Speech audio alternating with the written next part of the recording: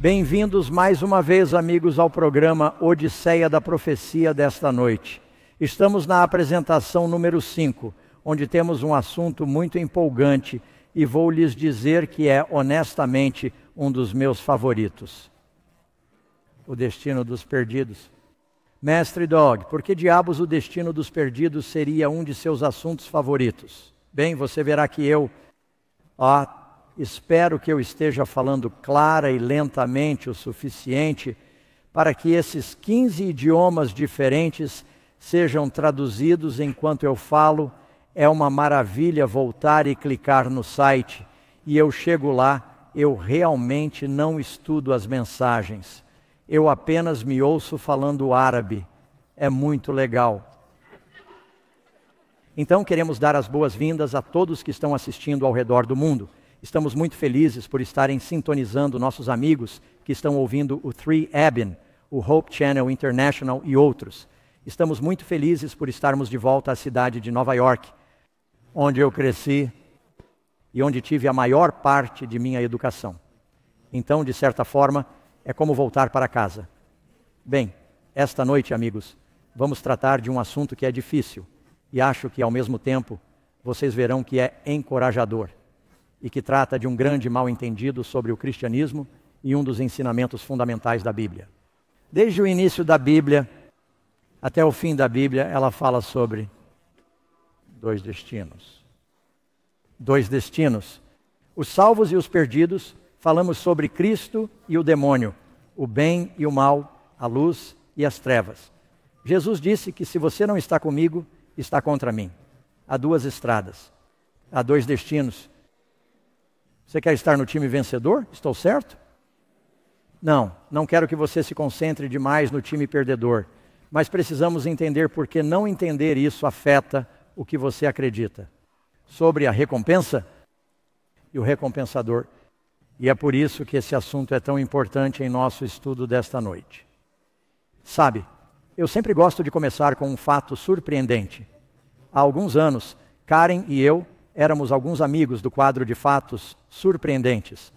Fomos à Itália e visitamos a cidade de Pompeia. Foi minha segunda vez na primeira. Eu fui quando tinha 16 anos de idade. Eu estava morando em um veleiro no Mediterrâneo. E eles fizeram muito mais escavações que eu encontrei desde então. Você provavelmente já ouviu a história sobre as cidades de Pompeia e Herculano, que ficam na base do Monte Vesúvio, um vulcão enorme ao fundo. Desde o ano 62 d.C., eles começaram a notar que o solo ocasionalmente roncava e que havia terremotos.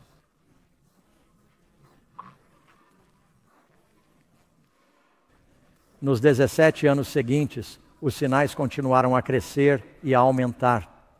Mas as pessoas dessas cidades não pareciam se preocupar muito com isso agora. Pompeia e Pompeia Hercúlea, em particular, eram algo como as Las Vegas do Império Romano.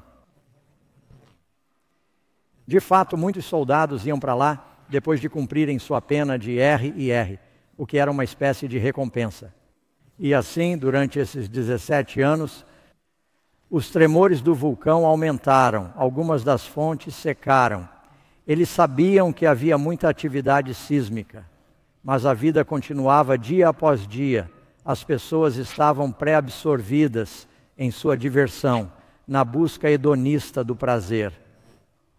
Em 79 d.C., houve uma erupção maciça que enterrou as duas cidades em cinzas e pedra-pomes, e alguns que não morreram imediatamente foram mortos pela nuvem piroclástica de gases superaquecidos que desceu a montanha como um tsunami e foram queimados vivos na primeira vez que a inalaram.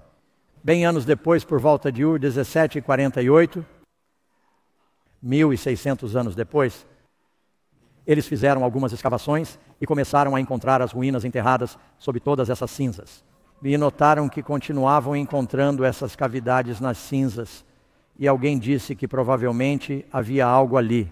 E então despejaram gesso nessas cavidades e descobriram a terrível verdade de que esses eram os espaços vazios onde as pessoas haviam estado.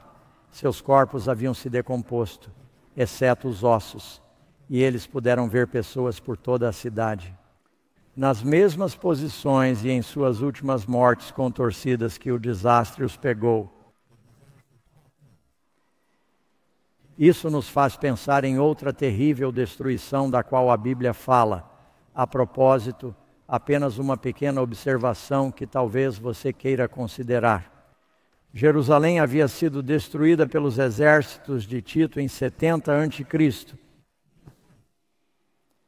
Ouvi um historiador dizer que, hipoteticamente, com base no tempo em que serviram, muitos dos soldados envolvidos na destruição de Jerusalém poderiam estar de férias em Pompeia quando a cidade foi destruída. Pem.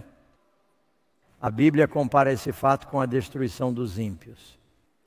Sabe, o que é interessante é que praticamente todas as religiões do mundo acreditam que há algum tipo de recompensa, mesmo aquelas que acreditam em reencarnação. Há uma recompensa. E quase todas as religiões entendem que há consequências para a maneira como você escolhe viver sua vida. Mas onde obtemos nossas respostas? Entrevistando pessoas na rua ou a palavra de Deus é o árbitro final? Vamos descobrir o que a Bíblia diz sobre esse assunto? Há muitos mal-entendidos sobre a questão da ajuda. Primeiro de tudo, a pergunta número 1. Vamos usar nosso método de pergunta-resposta. Você tem suas lições. Esta é a lição número 5. Quais são as 2 cidades mencionadas na Bíblia que são meio infames e que são dadas como exemplo da destruição dos ímpios? Vocês podem ler em 2 Pedro 2, versículo 6. E não se esqueçam de que vocês podem dizer as respostas na cor azul claro comigo.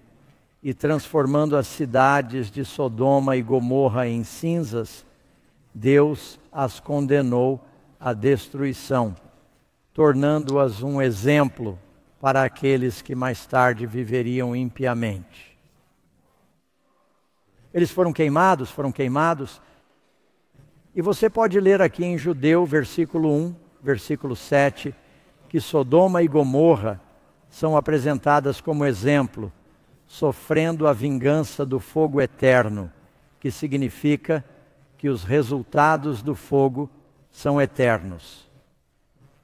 Você está olhando para um mapa do Google Earth que mostra uma área onde os arqueólogos acreditam que Sodoma estava agora. Ela nos diz que Ló e Abraão eram parentes. Ló era sobrinho de Abraão e eles tinham tanto gado que os pastores estavam brigando e eles precisavam se separar para manter a paz na família. E Ló lançou seus olhos para Sodoma, porque ela era regada como o jardim de Deus. Era como o jardim do Éden. Era exuberante, era tropical. Havia uma abundância de vegetação para os animais e ele pensou: sabe, acho que meus rebanhos vão crescer muito lá e as coisas vão prosperar de verdade. E quem sabe, eles se mudaram para lá. Mas a Bíblia continua dizendo que essa não foi uma decisão sábia, pois os homens de Sodoma eram extremamente pecadores perante o Senhor. Algumas pessoas ficam chocadas ao descobrir que a Bíblia diz que, antes de Deus punir Sodoma e Gomorra, Deus salvou Sodoma e Gomorra. Você sabia que antes de chegar o grande dia do julgamento, 5 reis do norte liderados por um assírio chamado Shetel-Aimer. Eles tinham uma confederação, desceram e atacaram os reis de Sodoma e Gomorra e 4 das outras cidades da planície. Conquistaram-nas e as levaram cativas por todo o caminho. E Ló e sua família foram levados na destruição. Foi um julgamento para chamar a atenção deles e levá-los ao arrependimento, pois Deus quer que todos sejam salvos. E Abraão se reuniu com alguns dos outros poderosos cheques. E eles foram e os libertaram. Eles pegaram seus soldados, você sabe, Abraão tinha um exército de 300 homens, mais de 300. E eles os libertaram, eles conquistaram esses outros reis e resgataram todo o povo. De Sodoma e Gomorra, eles haviam sido salvos. E Deus esperava que eles mudassem seus hábitos, mas eles não mudaram. Eles voltaram aos velhos hábitos e ficaram ainda piores. Ficou tão ruim que mesmo quando Deus enviou anjos para resgatar Ló e sua família de Sodoma, as pessoas da cidade queriam abusar dos anjos. E finalmente Deus disse: fujam para não serem consumidos. Fujam da ira que está por vir. E ele disse para nem olharem para trás. E os anjos pegaram Ló e suas filhas, sua esposa Ibi. pela mão e basicamente tiveram que tirá-los da cidade. E então Deus reinou sobre Sodoma e Gomorra, fogo e enxofre vindos do céu. Abraão podia olhar das montanhas de Hebrom para a planície de Sodoma, que a propósito é o lugar mais baixo do planeta. Você sabia disso? 300 metros abaixo do nível do mar, o Vale do Jordão. E diz que a fumaça do lugar subiu como uma fornalha. Karen e eu provavelmente ouvimos o noticiário há algumas semanas. Houve um incêndio perto de Orville, na Califórnia, e Karen e eu estávamos descendo a estrada. Pudemos vê-lo à distância e parecia uma explosão nuclear. A fogueira era tão grande que havia uma grande nuvem de cogumelo. E Deus destruiu essas cidades da planície com fogo diante do Senhor. E a Bíblia nos diz que Deus finalmente fará um novo céu e uma nova terra. Mas eu quero mostrar a vocês algo que eu vou trazer a Karen aqui. Um mito ou um conto de fadas para tentar ensinar uma lição? Então eu tenho. Estivemos em Messaldo, talvez há 3 anos, no Vale do Jordão, e na área onde se acredita que estejam Sodoma e Gomorra, as colinas estão cheias de cinzas, e nas cinzas há essas bolas de enxofre incrustadas. É o único lugar no mundo que eles conhecem onde se pode encontrar isso. As montanhas estão incrustadas com essas bolas de enxofre. Sim, vou trocar isso com você. Já sei, sim, agora eu. Vamos ver aqui. Eu vou chegar até aqui. Talvez consigamos filmar isso na câmera. Avise-me se conseguir focalizar. Ó, veja só, ele já decolou. Só toquei nele por um segundo com um isqueiro. Não sei se você consegue ver o borbulhar. É fumaça. Essas são bolas de enxofre que estão incrustadas. Vejam a fumaça. Ela saiu imediatamente. Você não quer estar em enxofre e enxofre. Vou deixar você apagar isso, querida, antes que os bombeiros apareçam. Não coloque isso no telefone. A razão de eu passar por isso é para lhe dizer que isso não é um mito. Isso realmente aconteceu. Foi uma destruição real. De acordo com a Bíblia, há consequências para o pecado. Vocês podem dizer amém? Pergunta número 2. As pessoas na primeira fila provavelmente estão sentindo o cheiro de ovos podres neste momento. Quando os iníquos serão destruídos no fogo do inferno? Resposta: a Bíblia diz que o Senhor sabe como livrar os piedosos da tentação e como reservar os injustos sob punição para o dia do julgamento. Agora, quando falamos sobre o assunto do fogo do inferno, há alguns extremos. Um grupo dirá que Deus realmente não existe, que existe apenas para assustar. Sim, o inferno existe apenas para assustar as pessoas, e não existe de fato. Algumas pessoas dizem que ele queima para todo o sempre, e tem uma imagem de pessoas queimando no inferno, e dizem que elas estão em fogo derretido e enxofre, e estão queimando, e isso nunca para, e elas não têm alívio por quanto tempo? Para todo o sempre. Não sei, amigos, se vocês conseguem entender como seria isso. Não sei quantos de vocês se lembram de alguns anos atrás, quando os Sissewa estavam lutando contra o ISIS. Um caça jordaniano foi abatido por um jovem piloto, creio que era militar. E ele pensou que estava sendo envolvido na negociação de uma troca de prisioneiros, mas na verdade eles o levaram para fora. Eles o filmaram. Eles o levaram para o deserto e o colocaram em uma gaiola de metal sem possibilidade de fuga. Eles o encharcaram com gasolina ou algum fluido incendiário, e com o vídeo rodando eles jogaram um fósforo e atearam fogo nele. E depois transmitiram o vídeo, colocaram-no na internet e mostraram o que estavam fazendo com o piloto, e levou vários minutos para que ele morresse em tremenda agonia.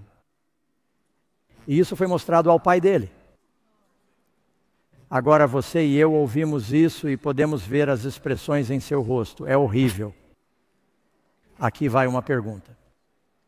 Você acredita que nosso Pai Celestial tomaria os objetos de sua criação que foram feitos à sua imagem e que nascem com alguma propensão natural ao pecado? E se não conseguirmos vencer, ele diz que se você não me amar, eu vou queimá-lo. Mas eu não vou apenas queimá-lo. Vou queimá-lo para sempre. Você sabe, a Bíblia não ensina isso. A Bíblia ensina que há um inferno, assim como houve em Sodoma e Gomorra. Eles foram punidos e a Bíblia ensina que os ímpios são queimados no inferno. Agora, aqui está a pergunta. Quando isso acontece, o que acabamos de ler? Diz que o Senhor sabe como livrar os piedosos da tentação e reservar. Você já reservou uma mesa em um restaurante? Isso significa que você a manterá até chegar lá, certo? Então, se Deus está reservando os ímpios para o dia do julgamento, quantas pessoas estão queimando no inferno neste momento? O dia do julgamento é passado ou futuro? Está bem claro. Jesus disse que o dia do julgamento é o último dia, como ele o chama. O dia do julgamento é no futuro. As pessoas não estão queimando no inferno antes do dia do julgamento. E todo mundo queima para sempre? A Bíblia não diz que há vários graus de recompensa? Se há vários graus de recompensas, quão justo seria se um adolescente que você conhece se comportasse mal, vivesse uma vida errada e morresse perdido? E eles vão queimar tanto quanto Stalin e Hitler. Isso não pareceria muito justo. Quero apenas estimular suas mentes puras e fazê-los pensar. E daremos as Escrituras para tudo o que dissermos. Vamos responder a todos eles. Não temos medo de nenhuma Escritura. Amém. Quando serão julgados? A palavra que falei os julgará quando? E no último dia vamos falar sobre o dia do Senhor, o dia do julgamento. E novamente Mateus conta uma parábola em Mateus 13, que fala sobre a separação do joio e da erva daninha. E diz que no fim do mundo os anjos sairão, juntarão o joio e a erva daninha em feixes e os queimarão. No fim desta era, o Filho do Homem enviará os seus anjos, eles reunirão os que praticam a iniquidade e os lançarão em uma fornalha de fogo. O que você acha, sim? O ensinamento de Jesus deixa bem claro que haverá fogo? Sim, absolutamente. Número 3. Se os iníquos que morreram ainda não estão no inferno, onde eles estão? Eles estão no limbo? Estão no purgatório? Eles estão em algum lugar intermediário no seio de Abraão? Alguns dizem o que a Bíblia diz. Jesus disse em João 5, 28 e 29, que a hora está chegando quando ele diz que está chegando. Isso significa passado ou futuro? A hora está chegando na qual todos os que estão onde estão? Nos túmulos ouvirão a sua voz e sairão os que fizeram o mal para a ressurreição da condenação.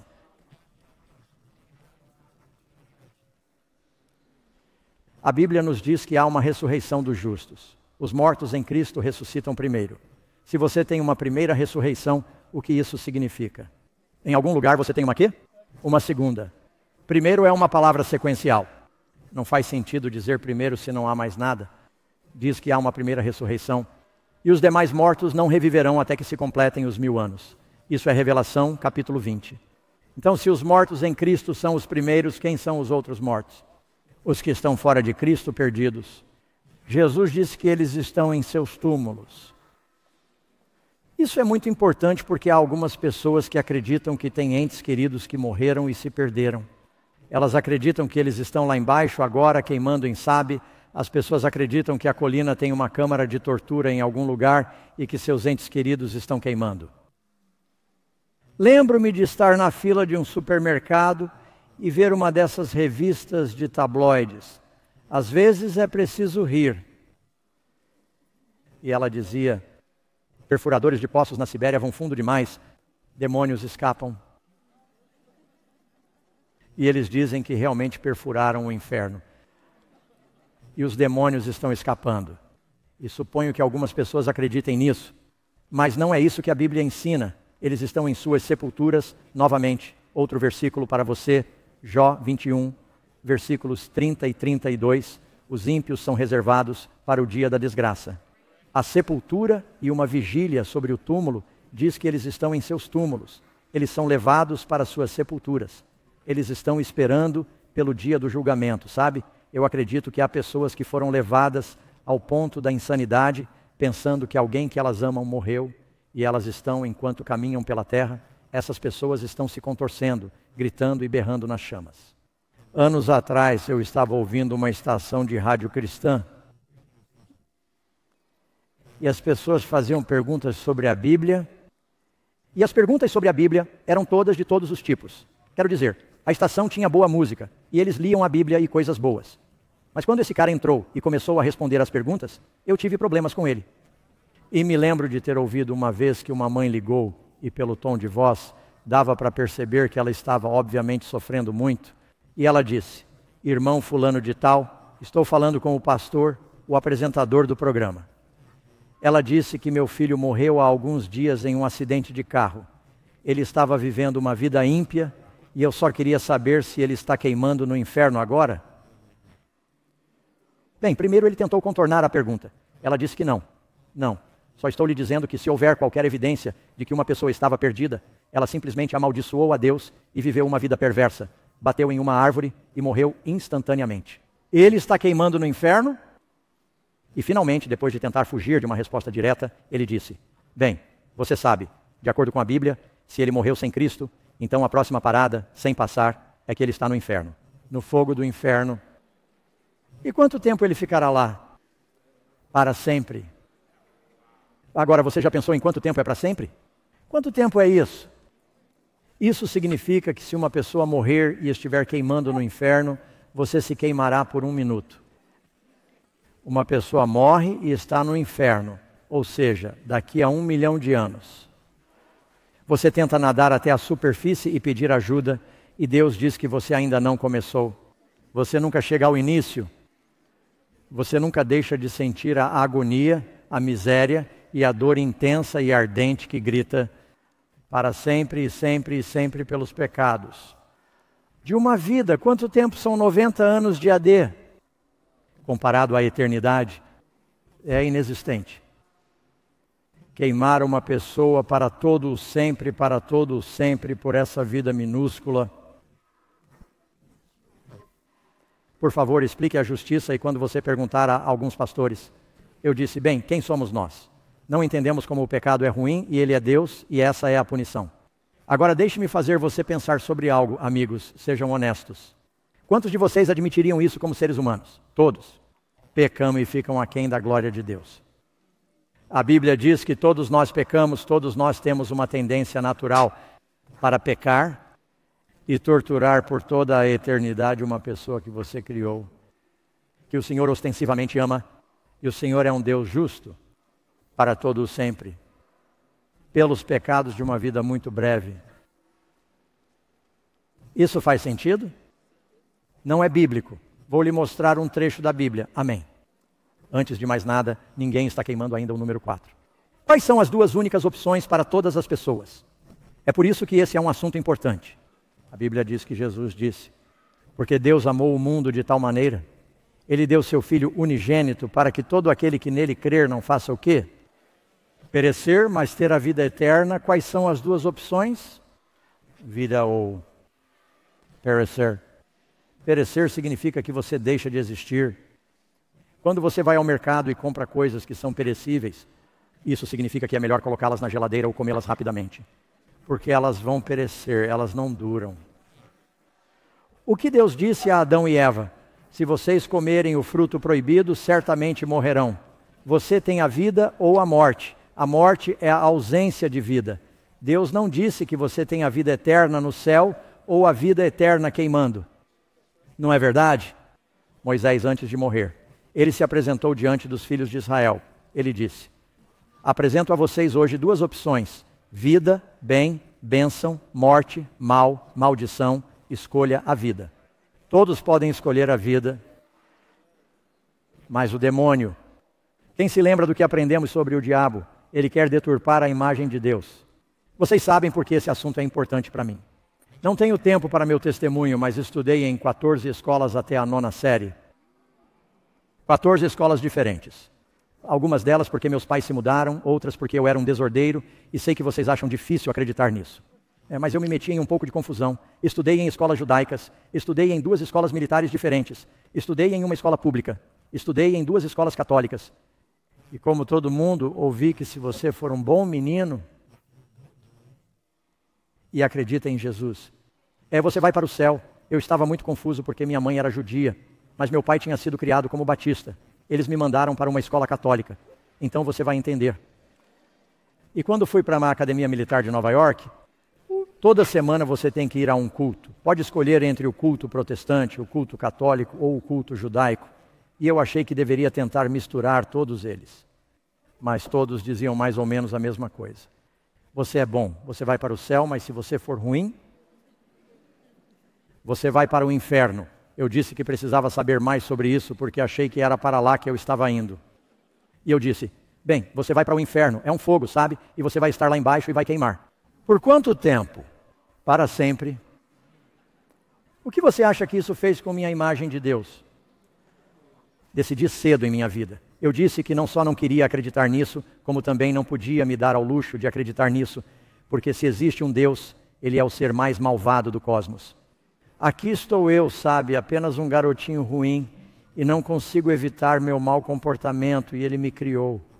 Ninguém me pediu para votar sobre ser criado ou não. Então vou queimar você para sempre. Eu nunca poderia amar Deus.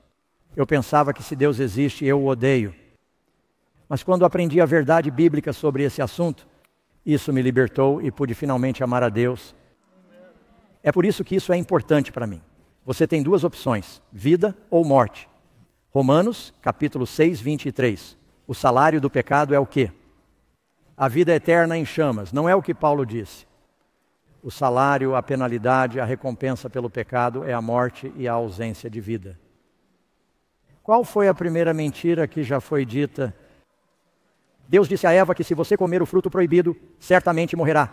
Ele não disse apenas que você morreria, mas que certamente morreria. Isso significa que, como a bruxa má, morta, muito morta. A serpente disse à mulher que você certamente não morrerá. Você viverá para sempre no céu ou viverá para sempre no inferno. Comigo e eu estou no comando. A Bíblia não diz isso. Primeira mentira. Então a serpente disse à mulher, você certamente não morrerá. Ele mentiu. O que acontecerá com os ímpios no fogo do inferno? Resposta. Salmo 37. Vamos descobrir. O que a Bíblia diz que é a recompensa dos iníquos? Não se preocupe, vamos terminar de falar sobre a recompensa dos justos. Quero terminar com uma boa nota. Grite um pouco e o ímpio não mais existirá. Diz que ele estará em uma câmara de tortura em algum lugar, ou que não mais existirá. Nem eu mais significa que você deixará de existir. Os iníquos farão o quê?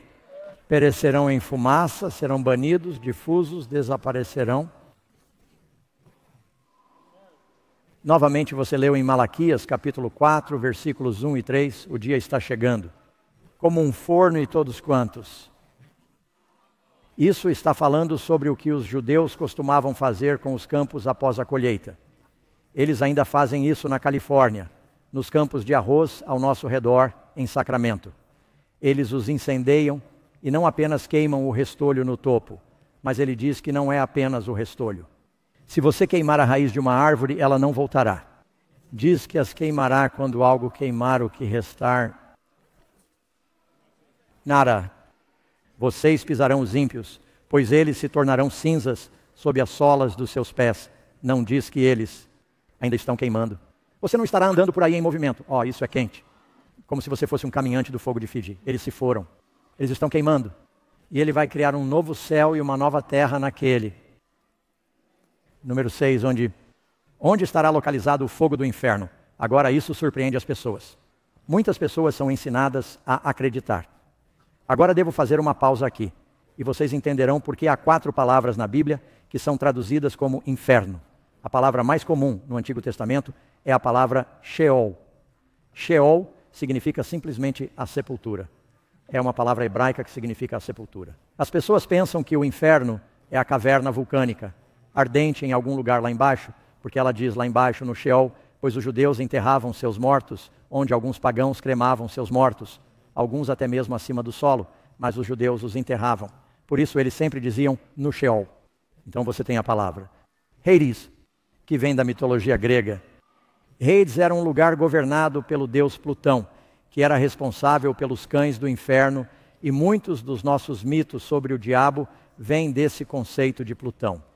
A palavra Tártaro significa apenas um lugar de escuridão. Ela é usada apenas uma vez na Bíblia.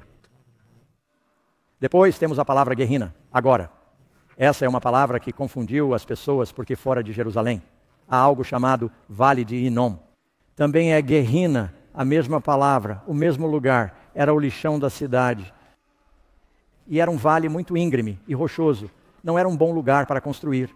Não ficava longe dos portões da cidade. As pessoas levavam o lixo da cidade e o despejavam no Vale de Inom. Agora, uma das razões pelas quais o Vale de Inom era o depósito de lixo da cidade é que alguns dos primeiros reis de Israel haviam se afastado de Deus e haviam erguido ídolos pagãos ali, tornando um lugar sagrado para ídolos e deuses pagãos. Eles disseram, vamos profanar o lugar e transformá-lo em um depósito de lixo. Lembre-se de que Nabucodonosor disse que quem não adorar o Deus de Daniel, sua casa será demolida e transformada em um depósito de lixo. Essa era uma das coisas que eles faziam para profanar um lugar. E por isso estava cheio de vermes, porque, como você sabe, eles jogavam os animais mortos que eram impuros ali e tinham cestos que estavam fumegando e queimavam para manter os gases baixos.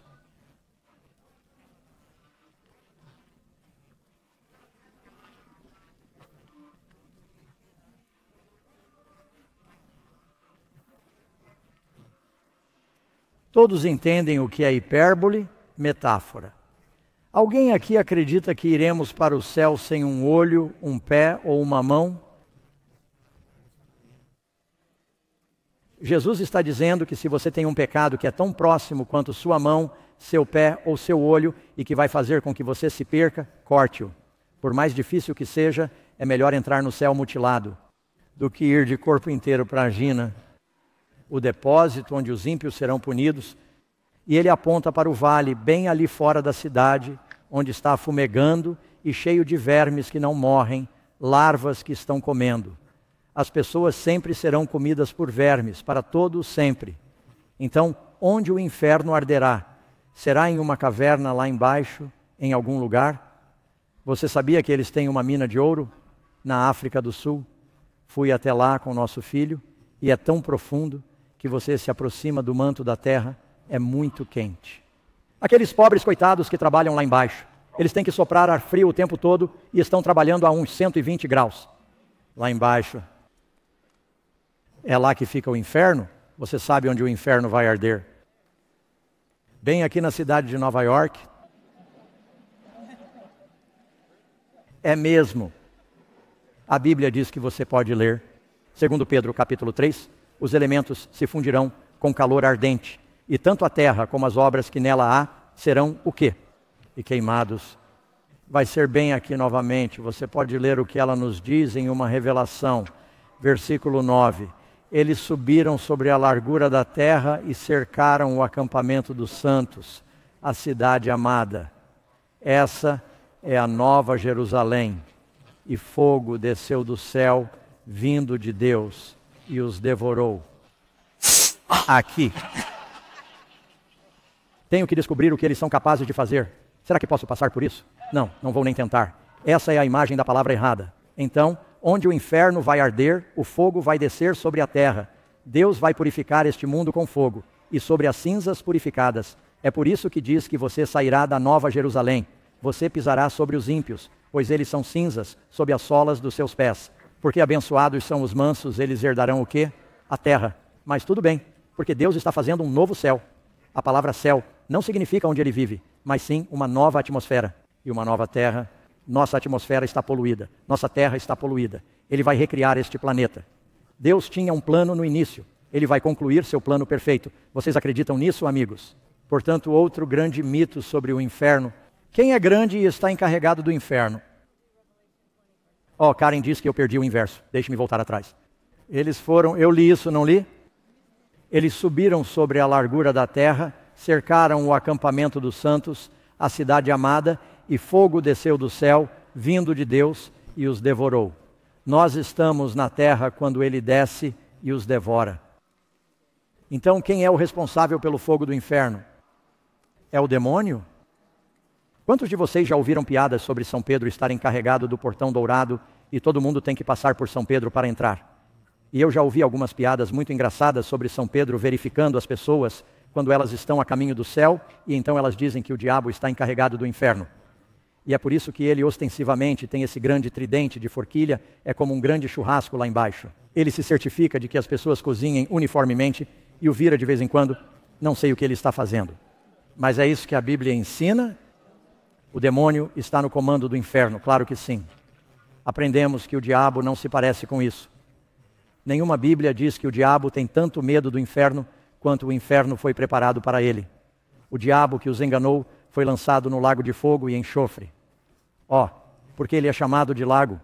Não é como o lago de Genezaré ou os grandes lagos ou algo assim. No final dos 1000 anos teremos uma lição sobre isso.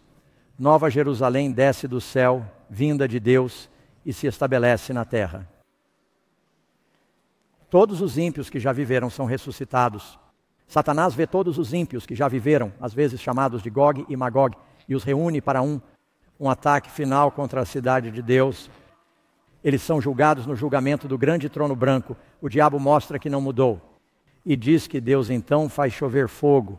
E da mesma forma que Deus fez chover água para destruir os ímpios durante o tempo de Noé, até que o barco flutuasse. Deus vai fazer chover fogo fora da Nova Jerusalém. Somente os que estavam na arca foram salvos. Somente os que estavam na cidade foram salvos. E isso vai formar um lago. Não se preocupe. As muralhas são grandes e você estará protegido. Porque Jesus é Noé e ele construiu a cidade. Ele é o nosso Noé, por assim dizer. E todo mundo do lado de fora será destruído. Vai formar um lago e esse lago, assim como o antigo dilúvio purificou o mundo, esse fogo vai purificar o planeta. E então Deus criará novos céus e uma nova terra. Satanás não está no comando do inferno. Ele tem medo dele. Você leu no livro do 2 Pedro e Judas que os demônios são mantidos em cadeias eternas de escuridão quando Jesus estava expulsando os demônios. Os demônios falavam e diziam: sabemos quem você é, Jesus, Filho de Deus. Você veio para nos atormentar antes do tempo. Eles sabem o que está por vir? Eles sabem, mas não estão no comando. Eles têm medo disso. É por isso que você não quer seguir os anjos maus ou compartilhará a recompensa deles. Você quer ir? No final, Jesus vai separar as ovelhas dos bodes. Ele dirá aos bodes: apartai-vos, malditos, para o fogo eterno, preparado para o diabo e seus anjos. E dirá aos demônios: eles receberão a recompensa que foi preparada para o diabo. E para aqueles que amam seus irmãos e amam o Senhor, ele dirá: muito bem, servo bom e fiel, entra no gozo do Senhor. E Deus quer você em seu reino. É por isso que você está aqui, seja qual for a razão pela qual você está assistindo na TV, ou na internet, ou está aqui pessoalmente. Deus quer que você ouça a verdade, porque Ele quer que você seja salvo. Jesus pode salvá-lo. Sim, Ele pode. Número 8. O fogo do inferno vai se apagar algum dia? Ou aqui está uma grande pergunta: ele arderá para sempre? É isso que queremos saber. Isaías 47, versículo 14. Não servirá de brasa para se aquecer, nem de fogo para se assentar, nem mesmo uma brasa quente restará. Pisareis os ímpios, Malaquias 4:3, para que se tornem em cinzas debaixo das plantas de vossos pés, no dia em que eu fizer. Isto diz o Senhor dos Exércitos. Está queimando. Agora, alguns de vocês estão pensando: espere, pastor Doug, a Bíblia não diz isso. Fogo inextinguível, sim, e significa exatamente o que diz. Quando você vê algo na Bíblia, você sabe o que é. A chave para entender qualquer mistério na Bíblia é deixar a Bíblia interpretar a si mesma. Então, o que a Bíblia quer dizer com isso? Vamos descobrir. Ela usa a palavra fogo inextinguível, Mateus 3, versículo 12. Jesus disse que limpará completamente a eira e recolherá o trigo no celeiro. Mas queimará a palha com fogo inextinguível. Significa fogo inextinguível. Extinguir é um verbo que significa apagar. Não há ninguém que vá apagar o fogo do inferno. Não há bombeiros no inferno e que estariam apagando o fogo. Não há nada que possa ser feito para apagá-lo. Deixe-me provar isso a você.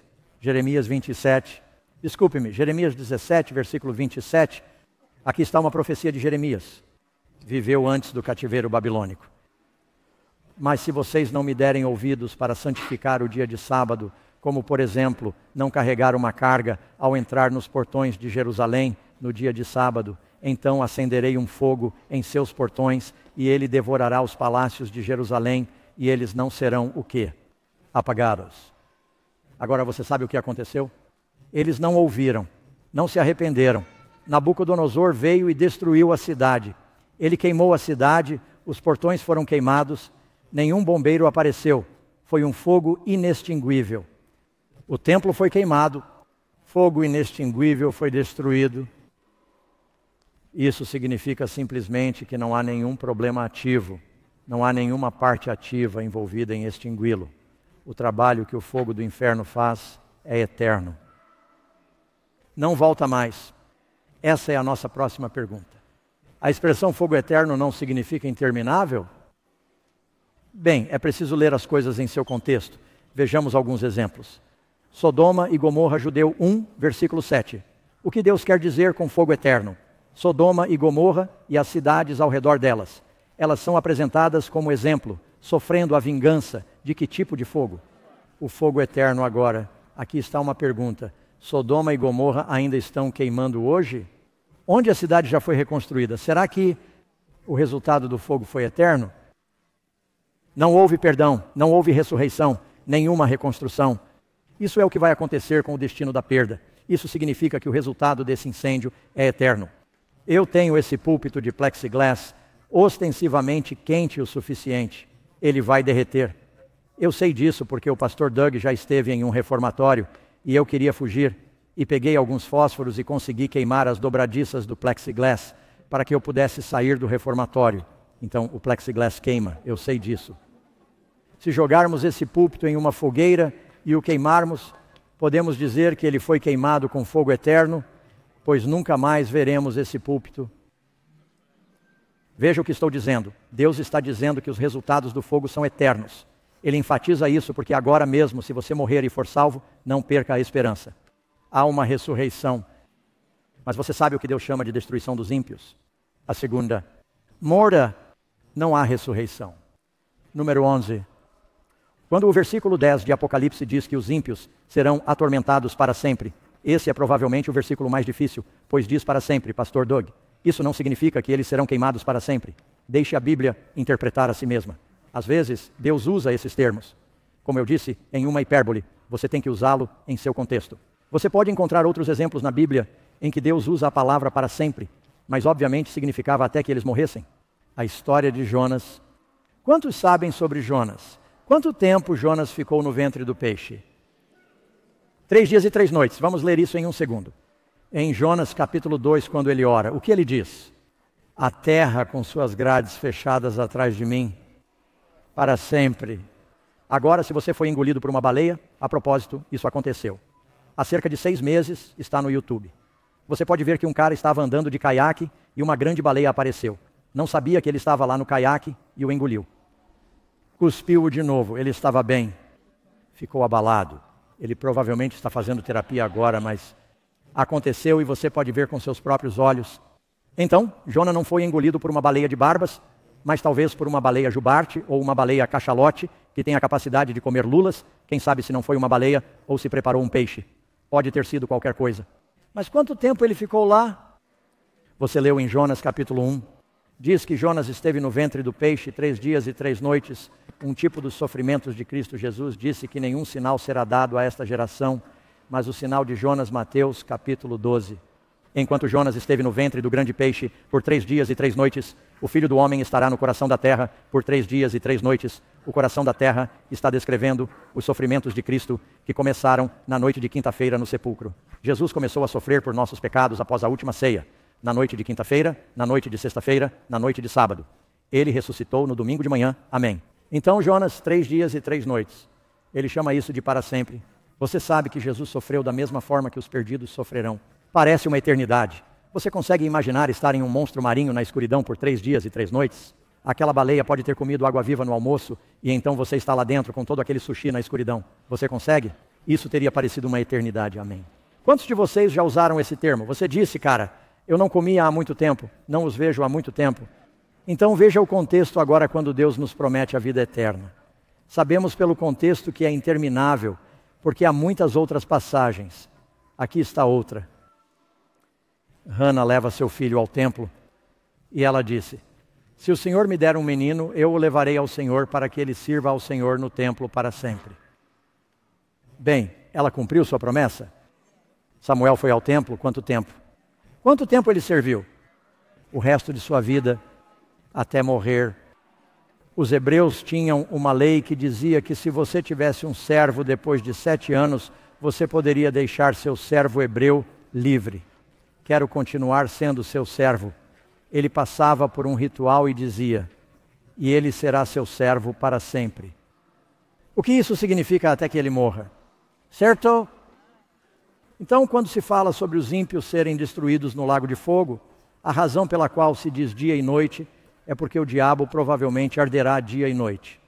Mas você sabe que mesmo que o diabo seja queimado, leia Ezequiel 28.